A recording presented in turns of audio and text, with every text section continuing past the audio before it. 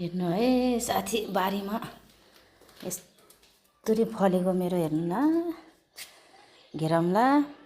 काँक्रो घेरम्ला फलेछु बारीमा यस्तरी फलेको रहेछ के साथी हो मेरो त अस्ति रोपिराखेको काँक्रो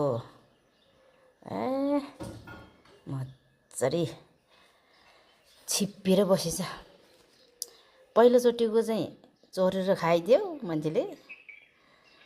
अहिलेको चाहिँ मजाले खानु पायो घेरम्ला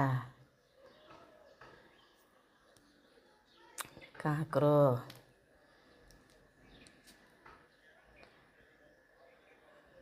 हेर्नु है हेर्नु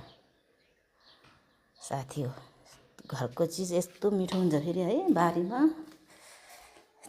यस्तो मिठो हुन्छ कि यति धेरै हेर्न एउटा दुईवटा तिनवटा पाँचवटा घेरम्ला नि फलेछ आमा साथी हो बारी अर्ग्यानिक चिज त यस्तो राम्रो हुन्छ कि होइन त आँप फले घेरम्ला फलेछ निम्बु फलेको छ साथी हो यस्तो दामी भयो कि यस्तो फुट्छ नि अचार बनाएर खाइदिने बाबा अमिलो निम्बु कढीपत्ता